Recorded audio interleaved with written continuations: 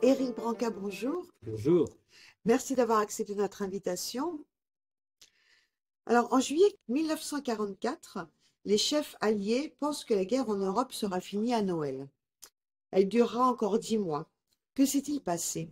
Il y a eu toute une série d'erreurs, en fait, qui ont retardé la fin de la guerre. D'abord, il y a eu cette offensive britannique sur Arnhem pour la reconquête des Pays-Bas, qui a échoué lamentablement et qui a retardé la guerre de plusieurs mois. Il y a eu le choix d'Eisenhower, après le succès du débarquement, qui lui-même n'a pas été simple, d'attaquer sur un front très large, alors qu'il aurait fallu foncer en Allemagne avec des forces concentrées. Ils ne l'ont pas fait. Et puis, il y a eu une erreur psychologique qui n'était pas une erreur stratégique, qui est peut-être une fuite inconsidérée du renseignement américain. Il y a eu, la presse américaine a dévoilé un plan pour l'après-guerre. Ça s'appelait le plan Morgenthau. Le plan Morgenthau consistait à faire de l'Allemagne une zone rurale, débarrassée de toute industrie, de toute puissance économique, pour le fait que ce pays ne recommence jamais à agresser ses voisins. Ce qui en soi pouvait se concevoir, mais dès lors que ça a été annoncé dans la presse américaine, ça a été évidemment repris par la propagande nazie et ça a galvanisé les dernières ressources du peuple allemand qui s'est battu, vraiment le dire, comme un lion contre les Alliés parce qu'ils savaient que si ce plan Morgenthau était appliqué, ils étaient réduits à l'état dans lequel eux-mêmes avaient réduit les Polonais, les Russes et les pays de l'Est occupés. Et donc, erreur stratégique d'un côté, erreur psychologique de l'autre, qui consistait à vouloir faire d'Allemagne un pays ancillaire, a fait que la capacité de combat du peuple allemand a été décuplée. Ça, c'est les trois principales erreurs. Une sorte d'énergie du désespoir aussi. Comment l'Allemagne, alors exsangue, a-t-elle pu tenir encore si longtemps? Alors, c'est l'organisation de guerre allemande, qui était une organisation plutôt performante, grâce à un homme qui s'appelait Albert Speer, qui était un technocrate, parfaitement policé, et qui était dans les faits un authentique esclavagiste. Car Albert Speer a fait tourner la machine de guerre allemande comme jamais elle n'avait tourné. Il faut savoir qu'en 1944, l'Allemagne produisait 7 fois plus d'avions, 7 fois plus de chars et de munitions qu'en 1942, quand elle dominait le théâtre d'opération européen. Pourquoi? Comment? Grâce, alors, certainement à des procédés techniques performants, ils avaient enterré leurs usines, ils avaient une avance technique incontestable, mais il ne faut jamais l'oublier, à cause de la main-d'œuvre concentrationnelle, prisonniers de guerre, déportés, juifs, russes, prisonniers de guerre, qui faisaient travailler dans des conditions absolument épouvantables et qui a permis à l'Allemagne de tenir. C'est un crime de guerre, un crime contre l'humanité dont on parle rarement. Il est assez peu connu, on parle beaucoup des camps d'extermination avec raison, mais on parle moins et on a tort de cette main-d'œuvre concentrationnelle qui a été utilisée dans des conditions absolument atroces, notamment dans le camp de Dora, qui construisait les armes secrètes V1, V2, avions réaction, etc. Donc voilà, ça a été l'organisation incontestablement performante d'Albert Speer, mais finalement les déportés et les esclaves de l'Europe entière qui contribuaient contre leur gré à cette organisation.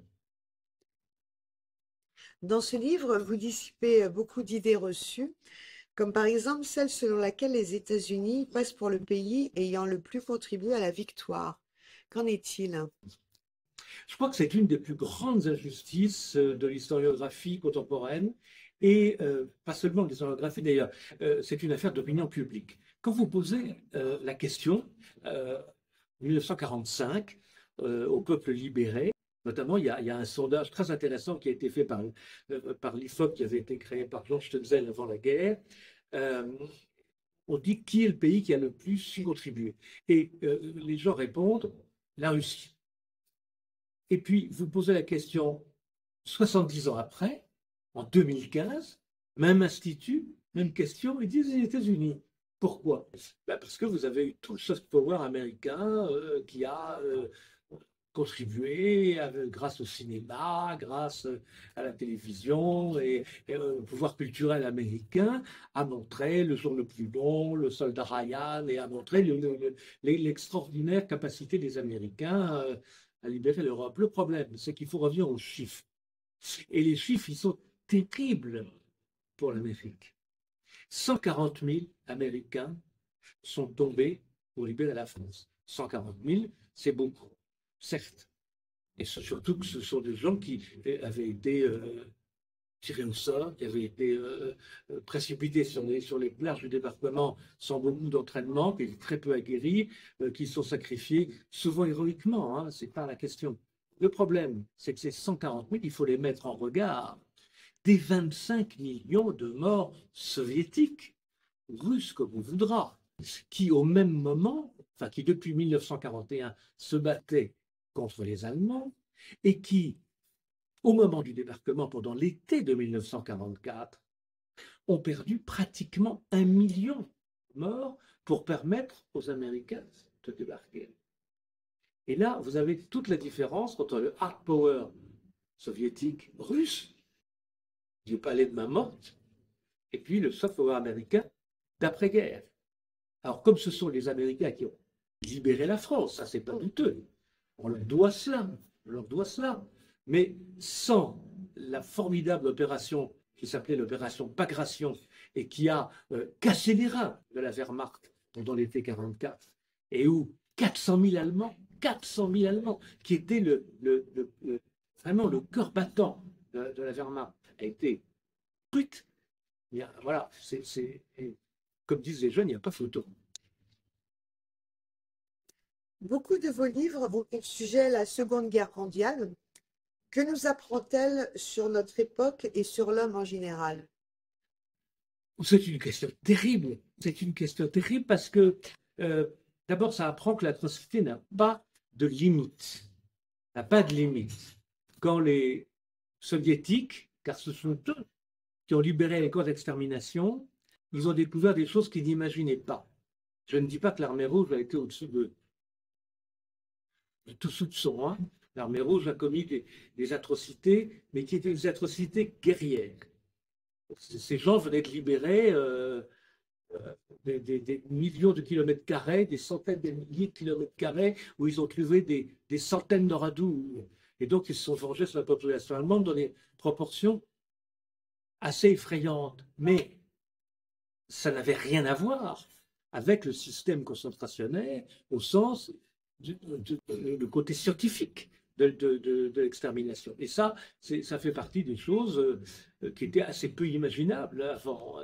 Et la guerre a été un extraordinaire révélateur du côté diabolique de ce que pouvait être la nature humaine. Alors ça n'enlève rien au crime de l'autre côté, parce que les bombardements américains qui ont été des bombardements souvent peu ciblés, parfois même expérimentaux, ont tué 70 000 Français, il faut le savoir, 70 000 Français. Mais rien ne peut atteindre l'atrocité des camps allemands, des camps de concentration certes, et des camps d'extermination en particulier.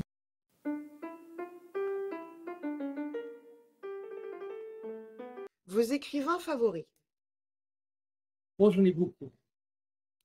J'en ai beaucoup dans des genres très différents. Très différents. Bon, Malraux, je mets vraiment au-dessus de tout. Comme aurait dit l'autre, Victor Hugo, hélas, parce qu'il y a tout et son contraire, et dans le tout, il y a le sublime. Et puis, des pamphlétaires. Et là, je veux citer quelqu'un de tout à fait incorrect, qui est Léon Daudet. Léon Daudet, qui est un piètre romancier, un abominable romancier, mais qui était un pas seulement des pamphlétaires, mais des observateurs de son époque, les plus fins et les plus sensibles qui m'aient été donnés de lire. Alors, je sais qu'il est très mal vu parce que l'excitation française, mais c'était un formidable écrivain. La figure historique que vous auriez aimé rencontrer? Alors, rencontrer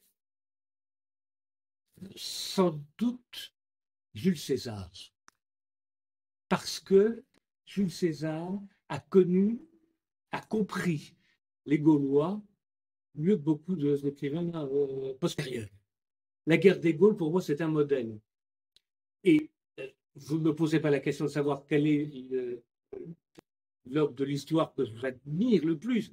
C'est De Gaulle parce qu'il écrivait comme César et qui parlait la troisième personne de lui, qui était, les gens n'ont pas compris, une forme d'énorme modestie, d'immense modestie. Parce qu'il était en même temps le témoin plus que l'acteur. Votre remède contre la tristesse? L'histoire. L'histoire, parce que l'histoire montre que rien n'est jamais désespéré. Et il y a toujours une solution à tout. Quelqu'un disait, je crois que c'est Oscar Wilde, tout s'arrange toujours, même mal. Merci beaucoup, Eric Branca.